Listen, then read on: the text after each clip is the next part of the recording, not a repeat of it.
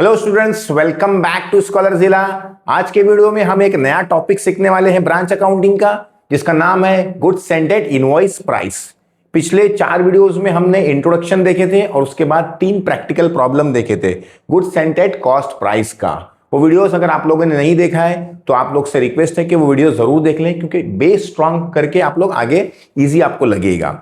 और ये टॉपिक बहुत इंपॉर्टेंट है और थोड़ा सा अलग है। अगर आप लोग वीडियो को ध्यान से देखेंगे तो आप लोग को कोई भी प्रैक्टिकल प्रॉब्लम करने में कोई डिफिकल्टी नहीं आएगी। तो जरा वीडियो को एकदम एंड तक देखिए, ध्यान से देखिए, और वीडियो अच्छा लगे तो लाइक, कमेंट और शेयर जरूर कीजिए। तो चलिए स्टार्ट करते हैं। टॉपिक के बारे में थोड़ा मैं आप लोग को बता देता हूं, फिर क्वेश्चन, प्रैक्टिकल क्वेश्चन स्क्रीन पे तो है आपके, तो उसको मैं जैसा एज यूजुअल जैसे समझाता हूं वैसे आप लोग को एक्सप्लेन करता हूं। तो मैंने टॉपिक का नाम क्या बोला? Goods sent at invoice price. अब ये इसका मतलब क्या होता है? इनवॉइस प्राइस का मतलब पहले वो समझ लेते हैं। अगर हेड ऑफिस अपनी ब्रांच को गुड्स भेज रहा है, लेकिन किस पे? इनवॉइस प्राइस पे, मतलब जितने पे उसको बेचना है वो प्राइस, वो प्रोडक्ट। जैसे एग्जांपल मैंने बोला कि किसी कंपनी, समझो एग्जांपल बुक की कंपनी है, तो बुक हेड ऑफिस अपने ब्रांच को भेजता है बेचने के लिए। अब वो बुक की कॉस्टिंग है समझो 40 रुपए, लेकिन ब्रांच को वो 60 रुपए में देता है या 50 रुपए में देता है। तो उसके अंदर प्रॉफिट क्या है? मिक्स है। तो अगर प्रॉफिट मिक्स करके भेज रहे हैं तो वो सेलिंग प्राइस, मतलब 50 रुपए में अगर वो क्या बोलते हैं हेड ऑफिस ब्रांच को दे रहे हैं, तो इसका मतलब क्या है? Goods sent at invoice price. मतलब देखो, मैंने जैसे एग्जांपल लिया आप लोग के लिए, वो जो प्रोडक्ट है, वो जो बुक है, उसका कॉस्टिंग कितने की है? 40 की कॉस्ट, और सेलिंग प्राइस जो है उसका कितना रहेगा? 50, बराबर है। तो ये उसकी इनवॉइस प्राइस है, ये हम लोग का कॉस्ट प्राइस, और ये हम लोग का इनवॉइस प्राइस। ठीक है। अगर हेड ऑफिस ब्रांच को गुड्स भेज रहा है, किस पे भेज रहा है? कॉस्ट प्राइस पे भेज रहा है, तो इसका मतलब हम लोग को मेथड वाला यूज करने का है। अगर हम लोग को हेड ऑफिस ब्रांच को गुड्स भेज रहा है सेलिंग प्राइस पे या इनवॉइस प्राइस पे, तो मतलब उसमें क्या है? प्रॉफिट क्या रहेगा? मिक्स रहेगा। तो इसके अंदर थोड़ा सा स्टेप बढ़ जाता है। अब वो बढ़ेगा कहां चीजों पे याद रखना, जहां पे भी, मतलब ये जो हम लोगों ने फॉर्मेट देखे थे पिछले वीडियोस में, आप लोगों ने देखे हो तो आप लोग को याद होगा, जहां पे भी गुड्स आएगा, जैसे ओपनिंग स्टॉक में रहता है, क्लोजिंग स्टॉक में रहता है, गुड्स सेंट टू ब्रांच में रहता है, गुड्स रिटर्न बाय ब्रांच रहता है, तो वो सब के ऊपर लोडिंग है। लोडिंग है मतलब उसके अंदर प्रॉफिट क्या है? प्लस है, इंक्लूड है। तो उसको हटाने के लिए उसकी रिवर्स एंट्री करना पड़ती है। जैसे रिवर्स एंट्री का मतलब समझ लो, जैसे आपके पास ओपनिंग स्टॉक डेबिट में आता है क्योंकि असेट से, तो उसके अंदर समझो प्रॉफिट मिक्स है, तो प्रॉफिट निकालने के लिए उसका वो डेबिट है तो उसको कहां लिखेंगे? क्रेडिट में लिखेंगे। और अगर क्रेडिट में कोई चीज है, क्लोजिंग स्टॉक क्रेडिट में होता है, तो उसके अंदर से उसका प्रॉफिट हटाने के लिए, जो उसके ऊपर प्रॉफिट इंक्लूड है, लोडिंग जो इंक्लूड है, उसको हटाने के लिए हम लोग कहां लिखेंगे? क्रेडिट है तो कहां लिखेंगे? डेबिट में लिखेंगे। मतलब रिवर्स, अगर वो चीज डेबिट है तो उसका लोडिंग क्रेडिट में हटाएंगे, अगर वो क्रेडिट है तो उसकी लोडिंग कहां पे हटेगी? डेबिट में हटेगी। अब कौन सी चीज डेबिट होती है, क्रेडिट होती है, उसका के बारे में हमने पिछले वीडियोस में देखे। तो अब हम लोग प्रैक्टिकल प्रॉब्लम स्टार्ट करते हैं।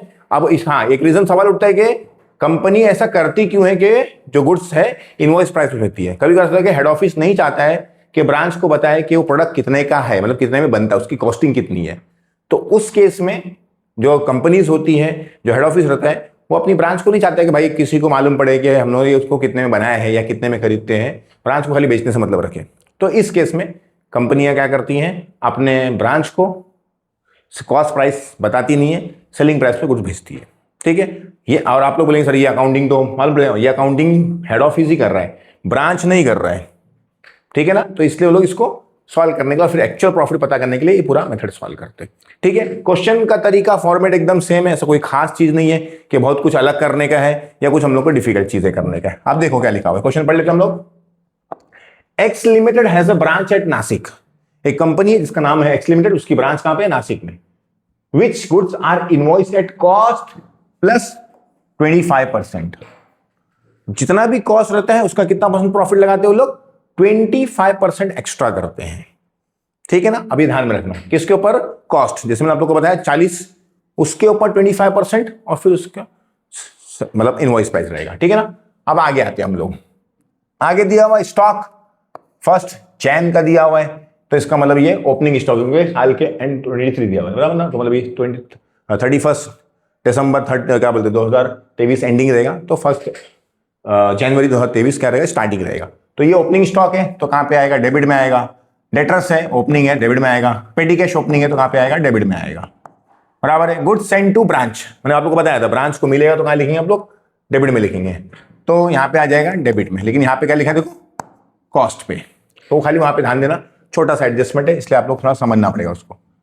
कैश सेल्स लिखा हुआ है, उसमें दो पार्ट है, कैश और क्रेडिट। अब कैश सेल्स है तो कहां पे लिख देंगे हम लोग इसको, डेबिट में डेबिट नहीं लिखेंगे, क्रेडिट में लिखेंगे, क्योंकि सेल्स अगर ये किसने किया, ब्रांच ने किया, ब्रांच की डिटेल है, तो ये ब्रांच हेड ऑफिस को पैसा भेजेगा, तो इसलिए। अब ये क्रेडिट सेल्स है तो ये इसकी एंट्री अलग आती है, वो मैंने आप लोग को सिखाया पिछले वीडियोस में, ये मैं आप लोग को समझाता हूं कि क्या एंट्री आती है, इसके बेस पे जनरल एंट्री रहती है, उसके बेस पे हम लोग को करना रहता है। अभी आप लोग को मैं समझाता हूं। नेक्स्ट क्या लिखा है, cash received from debtors, debtors से पैसा आया तो इसकी भी क्या करना है आप लोग को, जनरल एंट्री करना है, क्योंकि ये क्रेडिट ट्रांजेक्शन भी, क्रेडिट सेल्स भी ब्रांच और ब्रांच के कस्टमर का है, मतलब दोनों के बीच का ट्रांजेक्शन है, हेड ऑफिस और ब्रांच के बीच का ट्रांजेक्शन नहीं है, इसलिए इसकी एंट्री यहां पे नहीं आने वाली, ब्रांच अकाउंट में नहीं आने वाली है। वैसे ये भी cash received from debtors, debtors से पैसा मिला तो इसका भी डायरेक्टली ट्रांजेक्शन इसका नहीं है, किसका, मतलब बोलते हैं हेड ऑफिस और ब्रांच का नहीं है, इसलिए इसकी एंट्री भी सोच समझ के करना पड़ती है। नेक्स्ट क्या लिखा है, discount allowed to debtors, debtors को हमने डिस्काउंट दिए, तो ये भी एंट्री क्या है, हमने दिया मतलब ब्रांच ने दिया हमारे, तो ब्रांच और ब्रांच के डेटर का ट्रांजेक्शन से हेड ऑफिस में उसको लिखने की जरूरत नहीं है। नेक्स्ट लिखा है cash remitted to branch for expenses, क्या होगा इसका मतलब, हेड ऑफिस ने पैसे रेमिट किया है किसको, ब्रांच को दिया है खर्चे करने के लिए। तो मैंने आप लोग को बताया था कि ब्रांच को जब भी कोई चीज मिलेगी, चाहे पैसा हो चाहे वो आप लोग का कोई गुड्स हो, तो कहां लिखना है आप लोग को, डेबिट में लिखने का है। और अगर ब्रांच कोई चीज देगा, बराबर है, तो कहां लिखना है आप लोग को, क्रेडिट में लिखने का है। तो यहां पे क्या होता है, ब्रांच को पैसा मिल रहा है तो कहां लिखना है आप लोग को, डेबिट में, तो यहां पे लिखता हूं इसको डेबिट। पेटी कैश एट ब्रांच, ये तो क्लोजिंग है, पेटी कैश होता है असेट्स, तो क्लोजिंग असेट्स कहां पे आती है, क्रेडिट में जाती है। स्टॉक दिया हुआ है ऑन 31/12 इनवॉइस प्राइस पे दिया है, तो ये भी कहां पे आएगा, क्रेडिट में, क्लोजिंग स्टॉक है, ओपनिंग स्टॉक डेबिट था तो क्लोजिंग स्टॉक कहां पे रहेगा, क्रेडिट में रहेगा। लायबिलिटीज फॉर एक्सपेंसेस, लायबिलिटीज लेकिन ये क्लोजिंग वाली है, तो ओपनिंग लायबिलिटी क्रेडिट होती है, तो क्लोजिंग लायबिलिटी कहां पे होगी, डेबिट में, याद रखना। Assets opening debit, closing credit, liability opening credit, closing debit होती है, तो इसलिए क्लोजिंग वाली है तो उसको लिख दिया, डेबिट कर दिया। सबकी पोस्टिंग हो गई, अब जो बची है हम लोग उसको सोच समझ के अभी करते बैठेंगे, ठीक है। चलिए स्टार्ट करते हैं। अब ये जो हम लोग का अकाउंट है, इधर हम लोग लिख लेंगे हेडिंग अच्छे से, in the books of X limited, in the books of X limited, और क्या लिखा है वहां पे, नासिक ब्रांच, तो हम लोग वो लिख देंगे नासिक ब्रांच,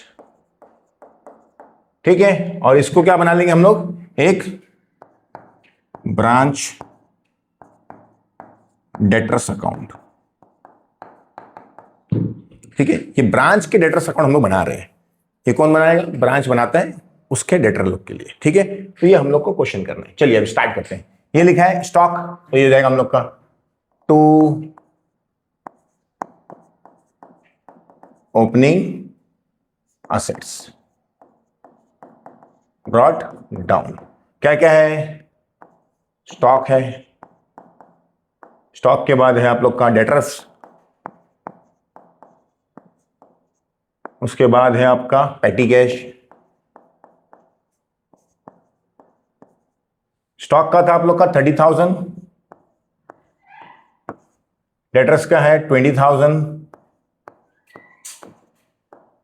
और उसके बाद है आप लोग का पेटी कैश का है 160।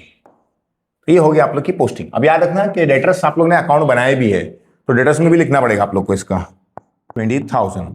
तो आप लोगों ने यहाँ पे डेटर्स बनाया है, तो यहाँ पे भी आपको डेटर्स अकाउंट बनाना पड़ रहा है। क्यों बनाना पड़ रहा है वो आप लोग ध्यान देंगे अभी, ठीक है। अब मैंने आप लोग बताया था कि भाई क्यों बनाना पड़ रहा है, क्योंकि ओपनिंग डेटर दिया हुआ है लेकिन आप लोग के पास क्लोजिंग डेटर्स नहीं है, इसलिए आप लोग को ये अकाउंट बनाना पड़ रहा है, ठीक है। तो वो ध्यान देना आप लोग, ठीक है। चलिए आगे बढ़ते हैं। अब जब आगे बढ़ेंगे तो हम लोग देखेंगे, तो अब यहां की पोस्टिंग हो गई। अब ये देखने गए आप लोग को कि गुड्स सेंड टू ब्रांच, अब ब्रांच को गुड्स क्या हो रहा है, मिल रहा है, बराबर है। तो जब भी गुड्स ब्रांच को मिलता है तो कहां लिखते हैं हम लोग, डेबिट में लिखते हैं। ब्रांच को जब भी गुड्स मिले चाहे पैसा मिले, हेड ऑफिस से अगर कुछ मिला ब्रांच को तो कहां लिखना है आप लोग को, डेबिट में लिखने का है, क्योंकि ये ब्रांच अकाउंट बना रहे हैं, कौन बना रहा है, हेड ऑफिस बना रहे हैं। और अगर ब्रांच ने कुछ दिया है, चाहे वो पैसा हो चाहे क्या बोलते हैं आप लोग का कोई चीज हो, मतलब गुड्स वगैरह, तो कहां पे आएगा, क्रेडिट में आएगा। तो अब ये ब्रांच को मिल रहा है, बराबर है, तो डेबिट में लिख देंगे to goods send to branch. लेकिन ये पॉइंट को ध्यान में रखना, यहां पे थोड़ा सा इशू है। अगर आप लोग यहां पे 80,000 लिखेंगे तो आप लोग का रॉन्ग हो जाएगा। ठीक है, हम लोग कौन से मेथड पे कर रहे हैं? इनवॉइस प्राइस वाले मेथड पे कर रहे हैं, तो इसमें ध्यान देना। अब ये जो प्राइस दिया हुआ है ये इनवॉइस प्राइस नहीं है। ये जो प्राइस दिया हुआ है ये कौन सा प्राइस दिया हुआ है? Cost price. इस पे प्रॉफिट कितना है आप लोग का? 25%।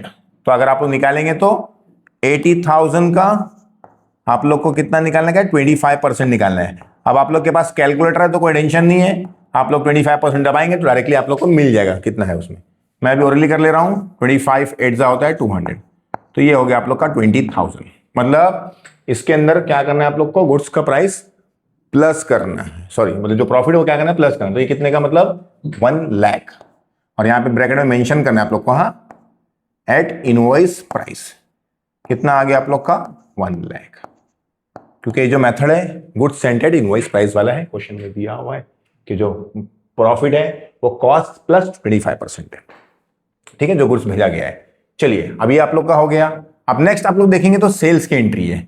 सेल्स की एंट्री क्या दिया है? कैश और क्रेडिट। अब कैश सेल्स है तो कैश सेल्स है तो कैश अगर ब्रांच ने लिया है, किससे लिया रहेगा? अपने कस्टमर लोग को बेच के लिया रहेगा, बराबर है। तो वो पैसा ब्रांच का नहीं होता, वो ब्रांच क्या करता है? हेड ऑफिस को रेमिट करता है। तो इसलिए इनडायरेक्टली देखेंगे तो ब्रांच के इसके कहां पे आएगा? क्रेडिट में आएगा। अब सवाल उठता है सर वो तो ब्रांच और ब्रांच के डेटर्स के बीच का ट्रांजेक्शन है, आप हेड ऑफिस और ब्रांच के बीच में ट्रांजेक्शन को कंसीडर कर रहे हो उसको। तो यहां पे ना एक्चुअली के हेड ऑफिस ने मतलब ब्रांच ने हेड ऑफिस को कितने पैसे भेजा है वो दिया हुआ नहीं है, इसलिए समझ लेना है कि भाई जो भी पैसा मिलेगा वो डायरेक्टली ब्रांच क्या करता है? हेड ऑफिस को भेज देता है। तो ये आप लोग के इंडायरेक्टली समझना पड़ेगा कि जो पैसा सेल्स से मिला है वो किसका है? डायरेक्टली हेड ऑफिस का है। ठीक है ना, तो यहां पे आप लोग को लिखना पड़ेगा टू, यहां पे आएगा बाय कैश बैंक। ठीक है, लिख देंगे हम लोग रेमिटेंस। कितना है रेमिटेंस? 52,000। ठीक है, तो ये हम लोगों ने क्या कर दिए? पैसा भेज दिया हेड ऑफिस को। नेक्स्ट है क्रेडिट सेल्स। सेल्स है लेकिन कौन सा सेल्स है? क्रेडिट सेल्स है। अब यहां पे आप लोग को जर्नल एंट्री पता होना चाहिए। क्या पता होना चाहिए? Journal entry. अब जर्नल एंट्री पता करने के लिए आप लोग को ये याद रहना चाहिए कि जर्नल एंट्री किस तरह से की जाती है। ठीक है, अब ट्रांजेक्शन का एक है क्रेडिट सेल्स का। मैंने आप लोग को बताया था हमेशा कि सेल्स इनकम है तो कहां पे रहेगा? क्रेडिट में रहेगा। तो सेल्स को आप लोगों ने क्रेडिट में लिख लिए, बराबर है। किसको सेल्स करे आप लोगों ने? अपने कस्टमर्स को। तो यहां पे क्या आ जाएगा? Branch debtors. ब्रांच के डेटर्स को सेल किए, बराबर है। तो कितने का सेल जरा देख लीजिए आप लोग? 72,000। तो ये 72,000। अब इसकी आप लोग को पोस्टिंग करना रहेगा। कहां पे पोस्टिंग करना है आप लोग को? लेकिन यहां पे इसको ब्रांच के डेटर्स में, क्योंकि ये ब्रांच के डेटर का ट्रांजेक्शन है। तो कहां पे लिखा हुआ है? ब्रांच डेटर कहां पे है? डेबिट में। तो डेबिट में लिखेंगे टू सेल्स, यहां पे लिख देंगे ब्रैकेट में क्रेडिट। कितना है आप लोग का? 72,000 का आपने सेल किए हैं।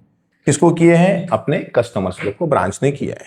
ठीक है, अभी याद रखना कि एक चीज का लॉजिक आपको याद रखना, डेटर होती है आप लोग की असेट्स। अगर आप लोग किसी कस्टमर को उधारी पे बेच रहे हैं तो मतलब आप लोग का जो असेट्स है, उधारी वाला जो अमाउंट है, क्या हो रहा है आप लोग का? बढ़ रहा है। तो यहाँ पे आएगा, असेट बढ़ती है डेबिट में आता है, असेट कम होती है तो कहाँ पे आता है? क्रेडिट में आता है। जैसे एग्जाम्पल आप लोग ने अपने कस्टमर को डिस्काउंट दिए तो आप लोग का जो असेट्स का जो अमाउंट था, आप लोग को 20,000 रुपये मिला था, आपने 2,000 रुपये डिस्काउंट दिया तो आप लोग का कितना हो जाएगा? 18 हो जाएगा। मतलब वो असेट्स क्या होगी? जो पैसा मिलने वाला वो क्या हो जाएगा? कम हो जाएगा। तो यहाँ पे आएगा डेटर आप लोग का परसेंट, समझो 18 था, उसने उसमें से 8,000 रुपये दे दिया, तो जो आप लोग का असेट्स कम होता है 8,000 का, 18,000 का, वो क्या हो रहा है? कम हो रहा है। तो यहाँ पे लिखना है। तो उस लॉजिक से भी आप लोग इसको कर सकते हैं। ठीक है, अब मैं आप लोग को जर्नल एंट्री से करा रहा हूँ, इसलिए जर्नल एंट्री आप लोग ध्यान दीजिए, इंपॉर्टेंट पॉइंट नोटिस करते रहो। नेक्स्ट क्या लिखा है? Cash received from debtor. Debtor से पैसा मिला तो क्या एंट्री आएगी? Cash account debit to debtors, बराबर है। कितना पैसा मिला है? 68,400। तो 68,400, 68,400, बराबर है। तो डेटर के कहां पे है? क्रेडिट में। तो क्रेडिट में लिख दो आप लोग by cash received from debtors. ये एकदम सिंपल है। कितना लिखा हुआ है? 68,400 रुपीज। एकदम सिंपल है, ध्यान देंगे तो बहुत इजी लगेगा, ऐसा कोई बहुत डिफिकल्ट नहीं है। बस खाली ये है कि आप लोग को थोड़ा सा लॉजिकली क्लियर रहना पड़ेगा, जैसे मैं आप लोग को बता रहा हूं। अब याद रखना कि मैंने ये चैप्टर में, ये क्वेश्चन में क्या बोला कि ब्रांच ने हेड ऑफिस को कितना पैसा भेजा है वहां पे दिया हुआ नहीं है। इसका मतलब क्या है? ब्रांच अपने पास पैसा रखता ही नहीं है, जो भी पैसा आता है वो डायरेक्टली किसको भेज देता है? हेड ऑफिस को। वही जैसे ये सेल्स का था, डायरेक्टली भेज देता, वैसे ये भी कस्टमर से पैसा आया, डेटर से पैसा आया है, डायरेक्टली किसको भेज देगा? वो हेड ऑफिस को। मतलब head office, sorry, branch head office को पैसे दे रहे हैं। ब्रांच जब कोई चीज मिलती है तो डेबिट में लिखते हैं, ब्रांच कोई चीज देता है तो कहां लिखते हैं? क्रेडिट में लिखते हैं। तो ब्रांच का जा रहे हैं तो यहाँ पे लिखेंगे हम लोग बाय कैश बैंक, बराबर है।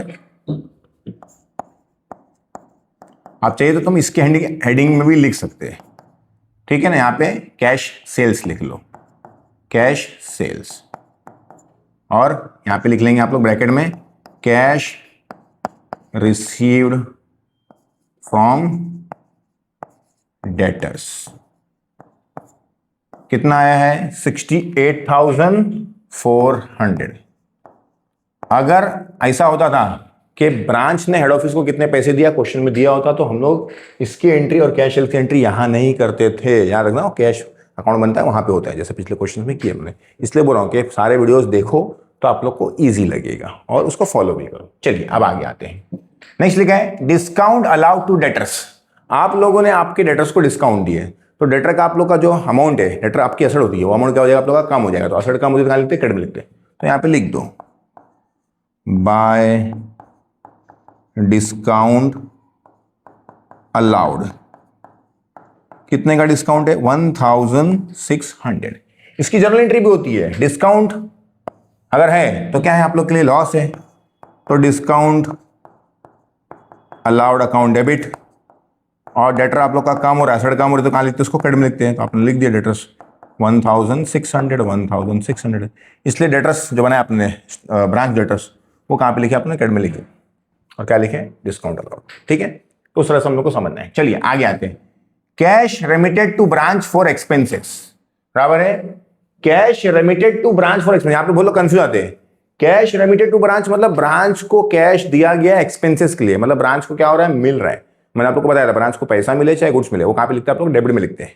तो यहां पे लिख देंगे हम लोग टू कैश अकाउंट, यहां पे लिख देंगे रेमिटेंस फॉर एक्सपेंस।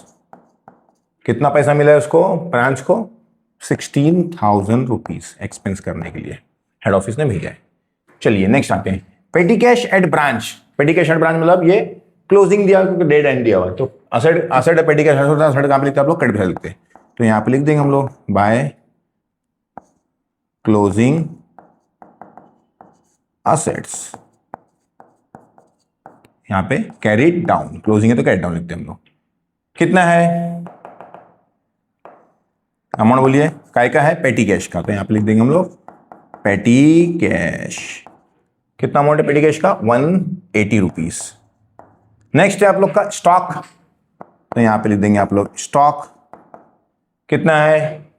24,000, बराबर है। नेक्स्ट है आप लोग का डेटर, आप लोग को चाहिए। नेक्स्ट क्या लिखा है? देखो ये इसकी हो गई, इसका हो गया। अभी ये क्या लिखा है? Liabilities for expenses. लायबिलिटी का ओपनिंग डेट होता है, लेकिन ये क्लोजिंग में लास्ट की डेट का है। तो लायबिलिटी का क्लोजिंग कहां पे आता है? डेबिट में। तो यहां पे लिख देंगे हम लोग to closing liabilities carried down. कितना है? एक्सपेंसेस। लायबिलिटी के लिख देंगे उसका नाम, लायबिलिटीज फॉर एक्सपेंसेस। अमाउंट है वो आप लोग का 500, बराबर है। अब आप लोग की सारी चीजों की पोस्टिंग हो गई। अब इसको टैली कर लेंगे। इसको टैली करेंगे तो मालूम पड़ेगा आप लोग को क्लोजिंग डेटर्स मालूम पड़ेगा। अब यहां का टोटल देखेंगे आप लोग, तो यहां का टोटल 92,000, तो ये 92 है, और इसका देखेंगे तो आप लोग को होगा 70,000। कितना हो रहा है? 70,000, और इसका हो रहा है आप लोग का 92,000। तो ज्यादा कितना है आप लोग का? 92,000। तो जो ज्यादा रहता है दोनों साइड लिख देते हैं, इधर भी 92, इधर भी 92, बराबर है। जहां पे कम है वहां पे बैलेंस आएगा। बैलेंस आ गया आप लोग का 22,000। इसको लिख देंगे हम लोग by balance brought, sorry closing है तो कैरीड डाउन। ये क्लोजिंग बैलेंस किसका है आप लोग का? डेटर्स का। तो डेटर्स होती है आप लोग के एसेट्स, तो यहां पे लिख देंगे आप लोग डेटर्स 22,000। यहां पे लिख देंगे आप लोग वर्किंग नोट है आप लोग की ये नंबर 1, तो यहां पे भी मेंशन कर देंगे वर्किंग नोट 1। ठीक है, तो ये हो गया आप लोग का पोस्टिंग। अब हम लोग को क्या करना है? इसको टैली करना है। लेकिन देखो एक गलती हम लोगों ने कर दी है जो मोस्टली लोग करते हैं, स्टूडेंट्स का करते हैं। मैं थोड़ा जानबूझ के किया हूं, लेकिन आप लोग को समझाने के लिए किया हूं कि भाई ये गलती मत करना। एक तो ये कि भाई ये जो गुड्स था वो कॉस्ट पे लिखा हुआ है और क्वेश्चन में दिया है कि जो भी हम लोग गुड्स भेज रहे हैं किस पे भेज रहे हैं? 20% प्रॉफिट किस पे? कॉस्ट के ऊपर है। तो कॉस्ट मतलब ये 80 दिया हुआ है, तो इसके ऊपर 25% हमने निकाले, तो हम लोग को 20 मिल गया, तो हमने इसलिए यहाँ पे लिखा लिखे थे 1 लिखे थे। लेकिन मैंने आप लोग को बताया था कि एट इनवॉइस प्राइस दिया हुआ है, तो इसका मतलब क्या है आप लोग को? जहां पे भी गुड्स दिखने वाला है सबके ऊपर क्या है? लोडिंग। चाहे वो डेबिट में हो चाहे वो क्रेडिट में हो, तो उसकी लोडिंग आप लोग को क्या करना है? उसका रिवर्स करना है। आप पहले क्या करते हैं? हम लोग स्टॉक ढूंढ लेते हैं, गुड्स ढूंढ लेते हैं। तो पहले यहां पे देखेंगे तो यहां पे लिखा है ओपनिंग स्टॉक तो डेबिट में है, तो इसका लोडिंग कहां पे रहेगा? क्रेडिट में रहेगा। तो यहां पे लिख देंगे हम लोग बाय ओपनिंग, इसको ओपनिंग स्टॉक मत लिखो, यहां पे लिखो आप लोग सबसे अच्छा स्टॉक रिजर्व अकाउंट में जाता है वो, कि उसके ऊपर लोडिंग है। ठीक है ना? और यहां पे ब्रैकेट में मेंशन करने का ओपनिंग स्टॉक लोडिंग, कि उसकी लोडिंग है, कितनी लोडिंग हम लोग को उसको निकालना पड़ेगा। अब वो लोडिंग निकालने के लिए क्या काम है? ध्यान देना आप लोग, वो इंपॉर्टेंट पार्ट है क्योंकि वही थोड़ा सा अलग है, बाकी तो सब सिंपल था। अब वो गुड्स कितने का, स्टॉक कितने का? 30,000 का। अब यहां पे क्या गलती करते हैं आप लोग? ध्यान देना, ये जो 30,000 है इसमें प्रॉफिट प्लस है, क्योंकि उसने लिखा है कि भाई जो गुड्स भेजा गया है वो इनवॉइस प्राइस पे भेजा गया है, देखो लिखा हुआ है, तो उसमें प्रॉफिट क्या है? प्लस है। मतलब ये जो है इसके अंदर प्रॉफिट मिक्स है, मतलब ये कितना परसेंट आप लोग का? 125%। हाँ बोलो बोले ऐसा कैसा? तो कोई भी चीज की जो वैल्यू होती है, मेन वैल्यू कितनी होती है? 100%। याद रखना, कॉस्ट प्राइस होती है कितनी परसेंट होती है? 100%। उस पर प्रॉफिट कितना बोला है? 25%। तो सिंपल सी बात है, उसमें 25% पड़ेंगे, प्लस करेंगे तो कितना बन जाएगा वो? 125%। ठीक है, क्योंकि क्वेश्चन में बोला था 25%, कॉस्ट प्लस 25%। आपने कॉस्ट को कितना लिखे हो? 100 लिखे हो, उसमें प्रॉफिट कितना? 25%, तो कितना हो गया? 125%। मतलब क्या है? ये इनवॉइस प्राइस है और ये भी इनवॉइस प्राइस है, ये कॉस्ट प्राइस और ये प्रॉफिट। तो इनवॉइस प्राइस कितना होता है? 125, मतलब ये कितना है आप लोग का? 125%। बराबर है। तो आप लोगों को कितना चाहिए? उसका लोडिंग चाहिए। लोडिंग कितना है उसके ऊपर?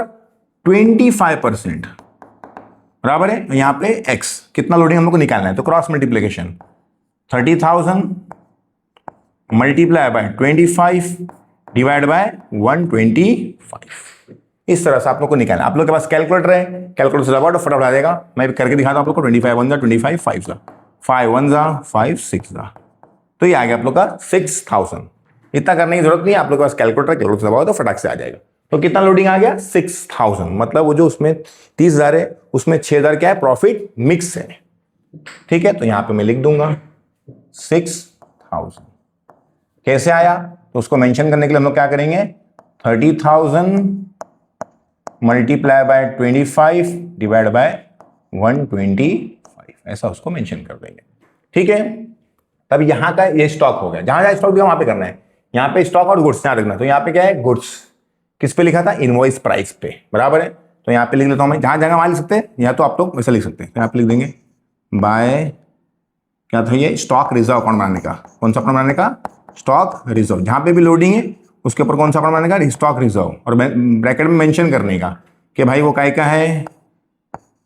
Goods send to branch. बराबर ना? अच्छे से मेंशन करते हैं हम लोग। वहां नहीं लिखता हूं मैं, थोड़ा जगह कम पड़ रहा है मुझे, तो यहां मेंशन कर लेता हूं मैं।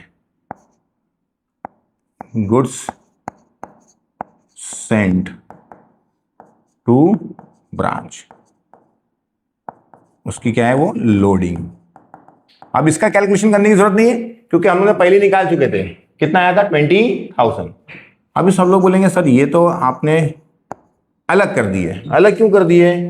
यहां पे जो 20% दिया था, क्योंकि ये क्या दिया था, डायरेक्टली कॉस्ट दिया हुआ था, तो उसके ऊपर डायरेक्टली निकाल सकते थे, वहां पे 25 करने की जरूरत नहीं है। अगर करना है तो आप लोग कैसा करना पड़ेगा, आप लोग को 1 लाख पे करना पड़ेगा। ये जो 1 लाख है इसमें क्या है, आप लोग का प्रॉफिट प्लस है, क्योंकि जो 80,000 दिया था वो तो सिर्फ डायरेक्टली कॉस्ट दिया था, तो टेंशन नहीं था, फिर डायरेक्टली उसमें 25 निकाल दिया हम लोग ने। लेकिन हम लोग ने यहाँ पे कितना लिखे, 80 लिखे, सॉरी वो 80 के पहले कितना लिखे, 1 लाख लिखे, तो इसमें 20% लोडिंग है ना, तो वो हम लोग निकाले। अगर निकालना तो निकाल सकते, देखो ये 1 लाख है, 1 लाख में प्रॉफिट प्लस है, कितना प्लस है, मतलब ये कितना है 125%, क्योंकि ये 100 प्लस 25 है। हम लोग कितना निकालने का 25%, क्रॉस मल्टीप्लिकेशन का मल्टीप्लाई करो, डिवाइड करो, आ जाएगा आप लोग का 20,000। तो ये हम लोगों ने यहाँ पे लिख दिया, लेकिन हम लोग ऑलरेडी कर चुके थे इसलिए किए। अब सवाल उठता है सर हम लोग यहाँ पे 80 लिखते थे, यहाँ लिखने की जरूरत नहीं पड़ती थी, कर सकते हो कोई प्रॉब्लम नहीं है, लेकिन यहाँ पे आपको पहले मेंशन करना पड़ेगा भाई उसका इनवॉइस प्राइस, लेकिन इसलिए यहाँ पे लोग अकाउंटिंग इस तरह से वो लोग करते हैं। ठीक है, अब आते हैं आगे। आगे और कहीं आप लोग को गुड्स दिख रहा है क्या? नहीं, यहाँ पे तो नहीं है। अब यहाँ पे आते हैं, ये तो इसका रिजर्व था, ये तो टेंशन नहीं है, ये कैश है, ये भी कैश है, ये स्टॉक रिजर्व है, ये देखो क्लोजिंग स्टॉक यहाँ पे दिखा आप लोग को। तो यहाँ पे कहाँ पे है, क्रेडिट में है, तो उसको कहाँ लिखना है आप लोग को, डेबिट में लिखना है उसका रिजर्व। तो यहाँ पे लिख देंगे आप लोग टू स्टॉक रिजर्व, बराबर है, काय का रिजर्व है वो, closing stock loading, closing stock की लोडिंग है, बराबर है वो। अब कैसे निकालेंगे, वैसे सेम तरीका, ये जो 24,000 है इसमें प्रॉफिट क्या है, प्लस है, बराबर ना, क्योंकि लिखा है देखो इनवॉइस प्राइस पे वो, तो जो 24,000 है अमाउंट आपका 24,000, उसमें प्रॉफिट क्या है, इंक्लूड है, मतलब वो कितना परसेंट है, 125। आप लोग को लोडिंग कितना है, 25%, वो निकालना है आप लोग को, cross multiplication 24,000 multiply by 25 divide by 125, बराबर है, क्रॉस मल्टीप्लिकेशन करना है आप लोग को। तो आप लोग को किसकी वैल्यू मिल जाएगी, एक्स की वैल्यू मिल जाएगी। ये 25 वन जा 25, 5 जा 5 वन जा, बराबर है 5 4 जा 20, यहाँ पे 4 जा 5 जा 40, ये आ गया आप लोग का 4,800। ये आप लोग निकाल लिए, उसकी लोडिंग यहाँ लिखना है, कितना था वो अमाउंट आप लोग का 4,800, ये मेंशन कर देंगे कि जो अमाउंट था आप लोग का कितना था वो 24,000 मल्टीप्लाई बाय 25 डिवाइड बाय 125। इस पे डायरेक्ट 25 इसलिए निकाले थे क्योंकि वो कॉस्ट प्राइस देता है, इनवॉइस प्राइस नहीं देता, हमने उसको इनवॉइस प्राइस में मेंशन की है। ठीक है, तो ये हो गया आप लोग की सारी चीज़ों की पोस्टिंग हो गई, मतलब ये सब चीज़ों की पोस्टिंग हो गई। खाली एक चीज़ भूल जाते बहुत लोग, क्योंकि आप लोग गुड्स सेंटर्ड इनवॉइस प्राइस कर रहे हैं तो उसका लोडिंग जरूर निकालना, बाकी तो सिंपल पिछले तरह ही सेम है, कुछ भी फर्क नहीं है। जो हम लोगों ने गुड्स सेंटर्ड कॉस्ट प्राइस किए थे उसकी तरह ही है, सिर्फ फर्क क्या है, स्टॉक के ऊपर, गुड्स के ऊपर आप लोग को उसकी लोडिंग निकालना है। डेबिट साइड है तो उसका लोडिंग क्रेडिट में लिखने का है, क्रेडिट साइड है तो उसकी लोडिंग का लिखना आप लोग को डेबिट में लिखना है। हमने यहाँ पे किया, अब इसको टैली कर लेंगे। टैली का करने का काम एकदम सिंपल, खाली क्या करना है हम लोग को, टोटल्स करना है, एकदम सिंपल टोटल। आप यहाँ का टोटल करेंगे 30,000 प्लस 20,000 160 वगैरह, टोटल करके आप लोग का आंसर आ गया है 1,71,460। ये यहाँ का टोटल है, ये यहाँ लिखना रहता है, लिखना नहीं रहता है, खाली दिमाग में रखना रहता है कि भाई यहाँ का टोटल इतना है डेबिट का।